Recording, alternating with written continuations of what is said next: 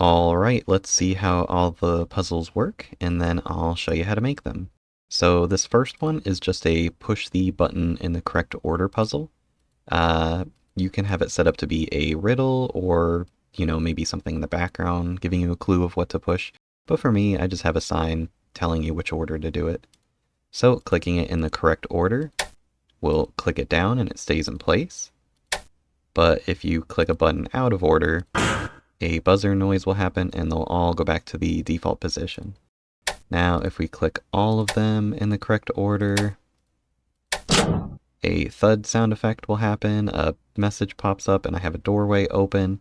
But, in your game, you can have anything you want happen when you complete the puzzle. Alright, moving on to the next one. Now, this one is a push the rock from behind and try to get it to the win position puzzle. When you push the rock, it makes a sound effect and moves, but if it can't move that way, it'll just stay in place. And if you happen to get it stuck in a corner, you can come up to this button, which will reset it back to the default position. Now, let me get it to the end, and I'll be right back.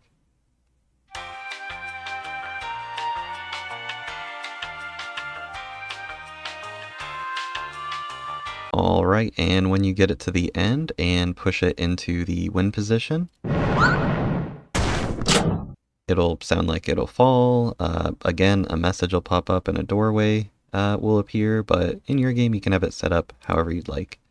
When you complete the puzzle and come back to the button, it will be locked in place, so no worries of messing it up there. Now let's move on to the third puzzle. Now this one is a find the invisible bridge. I have it set up to be a memory game. So I have a sign telling you to follow the light, and when you click the button, a light will appear guiding you along the correct way. Now, if we do not follow the guide and just go in a random direction, our character will fall down and go back to the default position. Now, if we do complete it the correct way,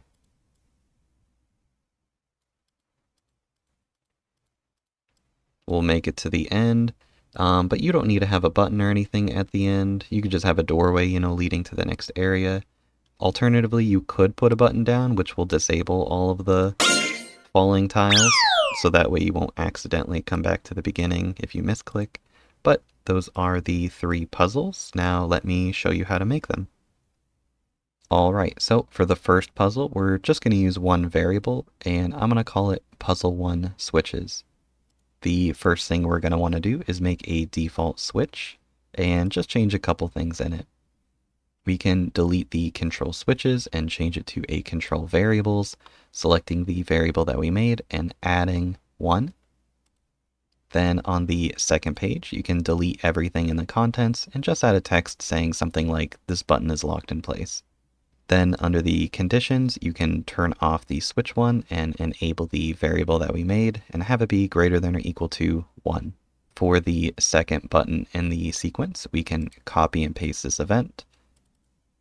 Then on the contents, we will cut everything that's in here and paste it inside of an if statement, with it being if puzzle1 switches is equal to 1. And at the very end of that if statement, we'll put a exit event processing. Then underneath the if statement, we'll put everything that wants to happen when we push the button in the incorrect order. So for me, I just have a buzzer sound effect. Then after all of that, we'll add a control variables puzzle1 switches set to 0. This will put all of the buttons or switches back to the default position so you can start the minigame all over again. Then on the second page, we'll just want to add 1 to the number down here. Then for every other button or switch that you have in this sequence, we can repeat this process by adding 1 to this if statement and 1 to this number right here. So let's copy and paste it to make our third button. Then all we'll have to do is add 1 here, making this 2, and add 1 here, making this 3. Then once we get to the last button that we want, we'll just have to change it a little bit. So we'll copy and paste and then we'll have our last button. For me, this is the fourth one in the sequence, so my if is set to 3, and my variable is set to 4, but we'll just have to change one thing. In between the control variables right here and the exit event processing, you'll want to add anything that you want to happen when you win the minigame. So for me, I have a switch sound effect and a text, but again, you could put whatever you want in between these two whenever you win. Now, just for a recommendation, I would recommend doing all the switches in order, so that way it's easy to test, and then when you're done, you could just move them in any order that you want. But that's everything for the first puzzle. Let's check out the second one.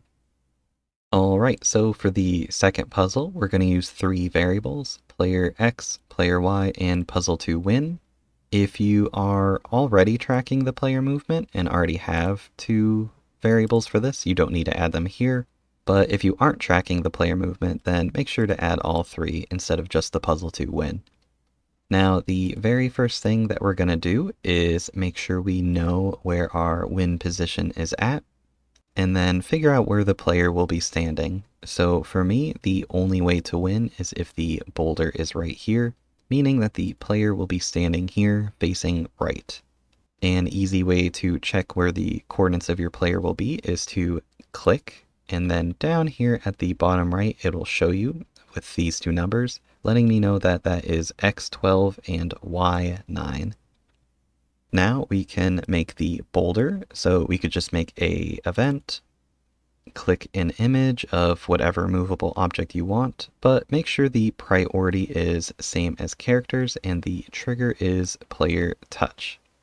Then at the very top, if you are not tracking the player's movement, we'll add a control variable, player X, set to map X of the player. And same with the Y, control variable, player Y, set to map Y of the player. Then you can add a sound effect that you want to play when you push the boulder or object. And below that, we'll add 4 if statements, and they'll all be the player facing direction and then the rock moving in that direction. So I have if the player's facing down, then we'll do a set move route of this event move down. Now, one thing that is very important, make sure that this checkbox is checked for skip if cannot move. If you don't have it checked, then that means when you push the boulder into a wall, your game will freeze, and we don't want that. Then after you have all of your if statements with the facing and moving in the same direction, we'll have to go to the facing direction for your win position. So for mine is facing right. So above the set move route in that if facing right, we're going to add the 2 coordinates for your win position. So mine was 12 and 9. So I do an if statement if player X equals 12, and inside of it, if player Y equals 9, to figure out what will happen when we win. So you can put anything you want in here. What I did was I did some set move routes, I did some weights and sound effects to make it seem like the rock fell and thudded on the ground. But most importantly, you'll have to add this control variable, which is the puzzle to win set to 1. Then make sure you put an exit event processing below all of that. Then on the second page, or if you don't have one yet, create a second page, have it be completely blank, and have the variable of puzzle to win set to 1 here. Now we can move on to the switch to reset the puzzle. So for me, I just made a default switch, but I changed the first set movement route to click in and then back out, so it doesn't look like you click it and it stays in. Then below that, I did a set move route to make the boulder invisible, and then I played an animation that made it look like the boulder exploded and disappeared at the same time. Then I did a set event location, moving the boulder up into the sky to make it look like it's falling down.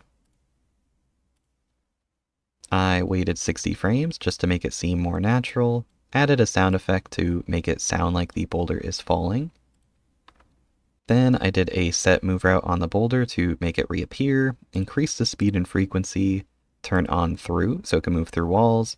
I did down 4 times because in this preview, when I teleport it up here, it will land back in the default position. And then turn through back off so your player can move it again, and set the speed and frequency back to the default ones. Then below that, I did a sound effect that made it seem like it hit the ground, and a shake screen to again make it seem like it hit the ground. Then we can add a second page if you don't already have one, and just have it set so there's a text saying the button's locked in place. On the conditions, make sure you just have the variable on of that puzzle to win set to 1. And that should be everything for this second puzzle, and feel free to copy this layout if you'd like to use it. Alright, for the third puzzle, we're just going to be using one variable. I call mine puzzle 3 guide. And the very first thing you're going to want to do is have a tile that looks like some type of pit and make it a walkable surface. Then after that, we're going to add some events that make it so we fall if we go in the incorrect path. So we'll just make an event. Make sure the priority is below characters and the trigger is event touch. For me, I just added a sound effect and a balloon icon with an exclamation. Then I added a sound effect that sounds like the player's falling. I did a set movement route jump, so they jump in place. Then I did a set movement route, reducing the opacity by 50 and waiting 2 frames in between each until it hits 0. Then I faded out the screen, did a set move route player to make them visible again. Then I did a transfer player to put them back in the reset position, making sure the fade is none, and fading the screen back in. Then you can copy and paste this event anywhere that you want the player to fall, as long as you keep a path available for them to walk through. Then the next thing we're going to want to do is create the guide, which I have here at the starting position. And for this event, we're going to want to have a blank page. And on the second page, we're going to have the variable enabled for that puzzle 3 guide to be 1. And it's a little hard to see, but the image I do have as a bright light. And that's everything you'll have to do for the guide itself, but let's move on to the other two. So for the text, I just have it as an event with a text to follow the light, but for the button, it's a little different. I have the button image, I have a sound effect that sounds like you push the button. I put in a set move route so the button pushes in and back out. Then I do a set event location, moving the guide back to the default position in case you click it when it moves to the end. Then I do a control variable puzzle 3 guide equal to 1, so that way the guide appears. Then I do a set move route with the guide to go along the correct path. And if you have a newer version of RPG Maker, you could hit preview and make sure that it goes along the correct way. Then after all of that, I have a control variable puzzle 3 guide 0, so the guide turns back off. And that is everything for this last puzzle. You could put an event right here at the end, so when the player walks over it, maybe it deletes all these events, so you don't have to worry about misclicking. Or you could just put a door over here, or anything else that you'd like for when the player wins. But that is everything. Thank you so much for watching, and I'll catch you in the next one.